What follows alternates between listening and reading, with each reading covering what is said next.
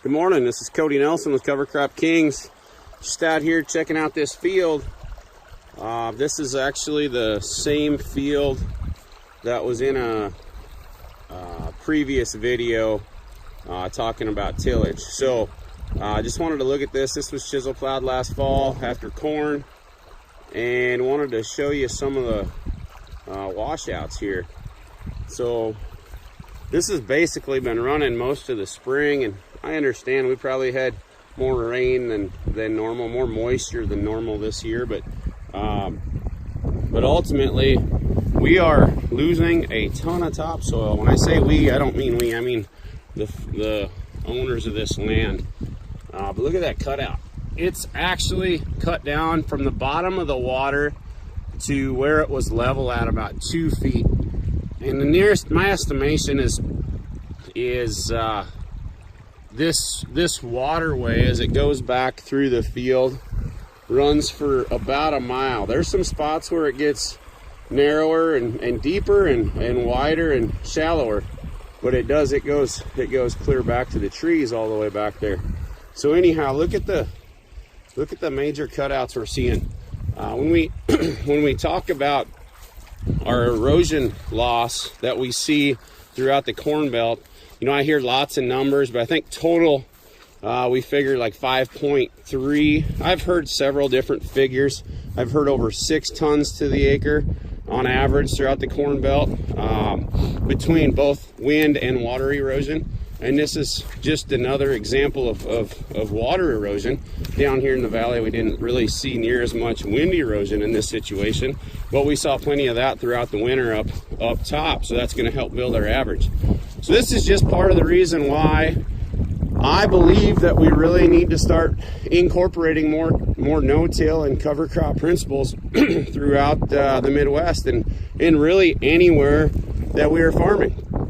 I think it's key to understand that no matter what your soil type, you can do it. It's just going to be different. You're not maybe going to be the same in your environment, and you're not going to do the same cover crops as somebody in a different environment. For instance, if we are really wet in the spring and you need to use some excess moisture, you need to make sure you've got a living crop growing, like a rye type crop or a winter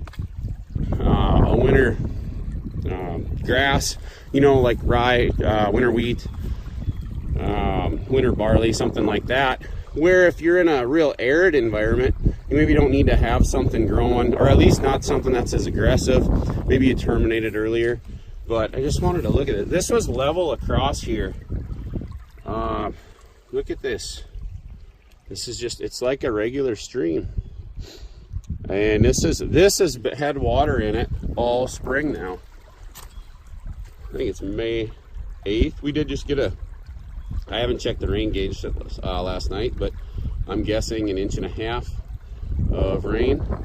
So it's definitely extreme, but this happens every year, folks. This isn't just this year. Every year we've seen this on this field. It's just butts up next to me, so I get to watch it closely. But what are we doing to this soil? Where's it going? You know, with wind, I always hear, oh, it's just leaving, it's going on the neighbors, but I'm catching the other neighbors, so it's fine. Well, they found soil from Minnesota in New York State, so I don't know that's actually happening as much as we'd like to believe. And then this stuff's going right to the Gulf of Mexico, and unfortunately it's taking your nutrients with it. So not only is it taking the soil that you bought and paid for, but it's also taking your nutrients that you put on and apply every year. So let's do whatever we can, folks, to keep this on the land. Let's try and keep our soil, keep our topsoil there, and do whatever we can to keep all of our nutrients there. And hey, guess what? If we hold them nutrients and we cycle those nutrients, we get to cut back on some of our nutrients down the road, on some of our input costs. It's going to help make us more money. We're seeing it on farms all over the country where they're making major reductions in input costs, and they're still able to maintain and sometimes even increase yield. But most importantly, in an environment like we're in, they're increasing their net profit. And in a time like we're in right now, that is an absolute must. I know there's a lot of farms really struggling out there trying to figure out a way, but remember, you cannot continue to do the same thing over and over again and expect different results. You have to make some changes on your farm. I tried to get this guy to just come out and plant some rye last fall, leave those corn stalks out here, and he would have been in a much better situation. He would have had something growing, not only holding the soil in place, but using some of that excess moisture. And he'd have been, every time there is some sunlight, he would have been able to capture some of that solar energy and pump carbon back into the soil and help build the soil. But instead, he's losing it. So we want to just make sure we're helping you guys to move to this next level of agriculture. There is another step up. We can, anywhere in the country, I do not care what your soil type or what your environment is, no-till and cover crops work. It's just the proper ones and the right management. So if you've got any questions, look us up. Check out soilrx.net. But so keep watching these videos. Hit the like button if you would. Please subscribe to the Cover Crop Kings channel, and we'll keep these videos coming to you. Have a good day. We'll talk to you soon.